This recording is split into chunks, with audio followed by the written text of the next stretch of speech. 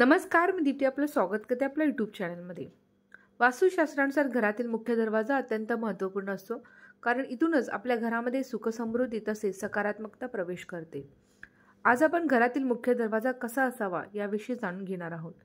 व्हिडिओला सुरुवात करण्याआधी माझ्या चॅनलला नवीन असाल चॅनलला लाईक करा, शेअर करा, सबस्क्राईब करा, सोबत बेल आयकॉन बटन दाबायला विसरू नका, जेणेकरून माझ्या नवीन व्हिडिओचे नोटिफिकेशन तुमच्यापर्यंत येत राहतील। व्हिडिओला सुरुवात करूया। सगळ्यात पहिलं म्हणजे आपल्या घराचा मुख्य दरवाजा हा दुसऱ्या दरवाजांपेक्षा नेहमी मोठा असावा। दरवाजा खोलताना बंद करताना कधी दरवाजातून आवाज येणार नाही याची काळजी घ्यावी, कारण त्यामुळे घरामध्ये नकारात्मक ऊर्जा प्रवेश करते। मुख्य दरवाजाबाहेर नेहमी प्रकाश असावा।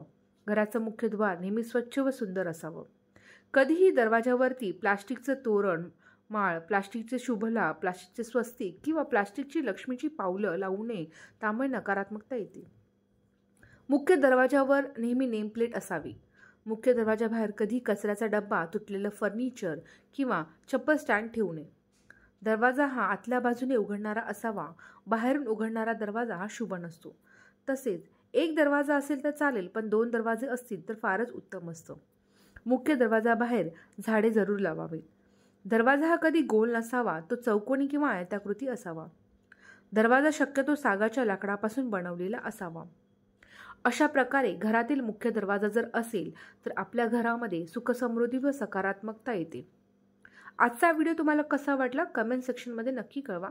पुढच्या व्हिडिओमध्ये भेटूया एका नवीन विषयावर। तोपर्यंत धन्यवाद।